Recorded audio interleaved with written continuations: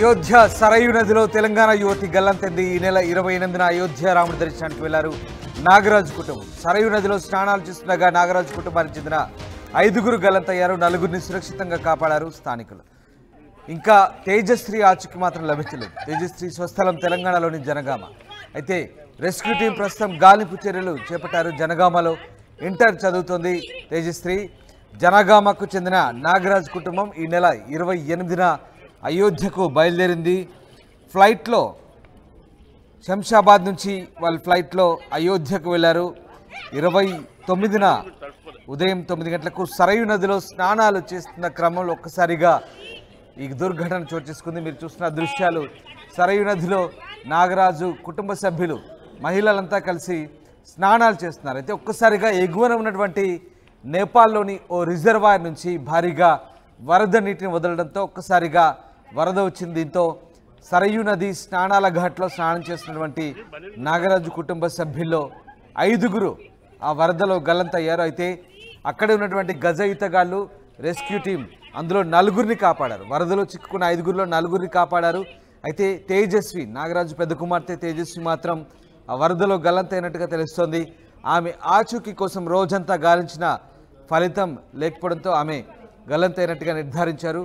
5గురు కూడా నేపాల్లో ఒక్కసారిగా ఎగువన ఉన్నటువంటి నేపాల్లో ఓ రిజర్వాయర్ సంబంధించినటువంటి గేట్లు ఎత్తివేయడంతో భారీగా ఆ వరద నీరు సరయూ నదిలోకి చేరింది. దీంతో సరయూ నదిలో ఒక్కసారిగా వరద ప్రవాహం పెరగడంతో కొట్టుకుపోయినట్టుగా తెలుస్తుంది. మనం చూసిన దృశ్యాలు తేజశ్రీకి సంబంధించిన దృశ్యాలు. సర్కిల్లో అమ్మాయి తేజశ్రీ 17 సంవత్సరాలు, జూనియర్ ఇంటర్ చదువుతుంది. జనగామలో నాగరాజు కుమార్తె తాళపల్లి నాగరాజు జనగామలో నివాసం ఉంటారు. ఆ అమ్మాయి ఒక్కటి మాత్రమే గల్లంతైనట్టు తెలుస్తుంది. తొలుత 5గురు ఆ వరద ప్రవాహాన్ని కొట్టుకుపోయారు. కానీ 5గురిలో 4గురిని రెస్క్యూ చేయగలిగారు. కానీ తేజశ్రీ మాత్రం దొరకలేదు.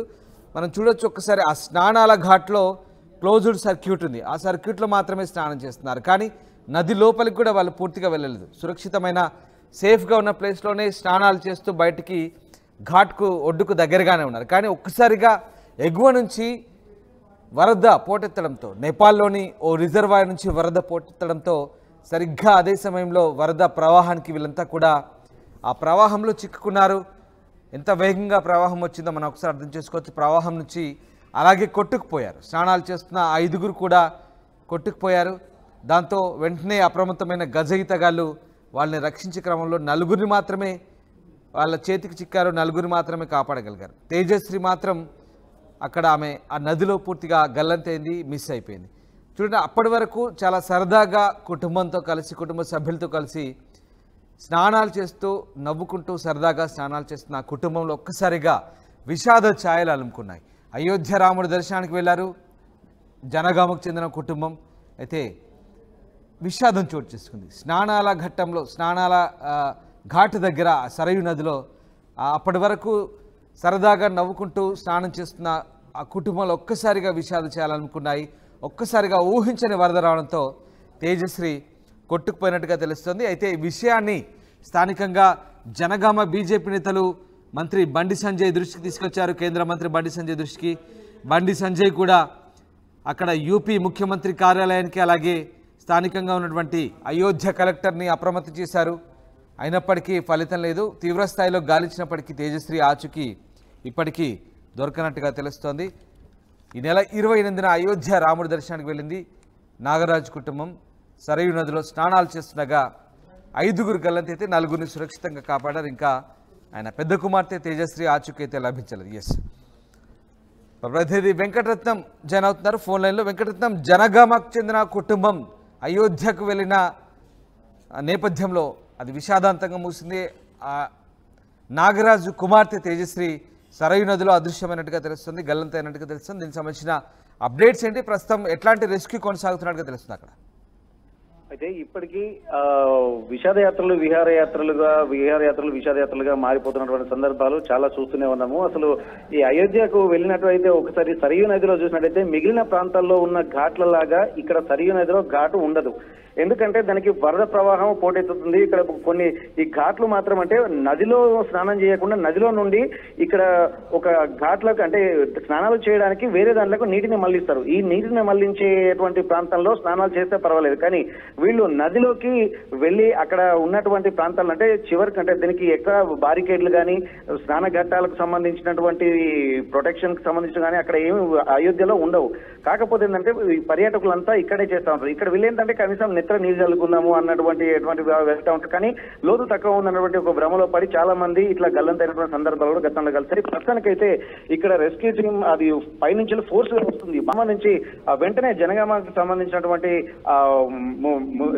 సంబంధించినటువంటి బీజేపీ నేతలు కూడా వారికి బండి సంజయ్ కి కేంద్ర మంత్రిగా ఉన్నారు కాబట్టి ఫోన్ చేసి అక్కడ ఉన్నటువంటి వాళ్ళని అలర్ట్ చేసి కొంత ఇనిషియేషన్ తీసుకోవాలని చెప్పినారు. నిన్నటి నుంచి గాలింపు చర్యలు చేపట్టినప్పటికీ కూడా ఫలితం లేకపోయింది.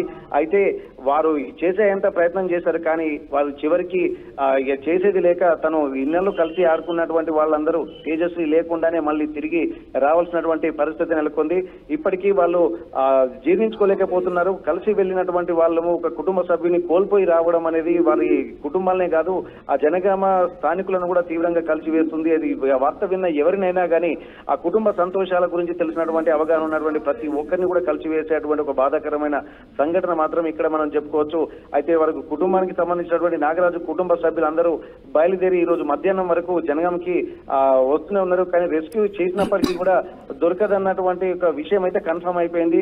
అయినప్పటికీ ఇక్కడ ప్రస్తుతం అయితే ఇక్కడ వాళ్ళు తిరుగు ప్రయాణం పట్టినట్టుగా తెలుస్తుంది. ఈ రోజు మధ్యాహ్నంకి జనగామకు చేరుకుంటారు. కానీ తన కూతురు లేకుండానే ఇక్కడికి రావడం పట్ల వాళ్ళు గుండెల విషయాల రోధిస్తున్నారు. విషయం తెలిసినటువంటి బంధువులు కూడా ఇక్కడ తట్టుకోలేని పరిస్థితి. ఇప్పటికే నాగరాజు కుటుంబం వద్దకు కూడా చాలా మంది బంధువులు కూడా చేరుకుంటున్నారు. వాళ్ళు వస్తున్నటువంటి నేపథ్యంలో తన ఓదార్పడం కూడా ఎవరి వల్ల అయ్యేటువంటి పరిస్థితి లేదు. మధ్యాహ్నం 1 గంట తర్వాత ఇక్కడ జనగామకు చేరుకునేటువంటి అవకాశం ఉంది. Right, thank you Venkataratnam. Ayodhya Sarayu నదిలో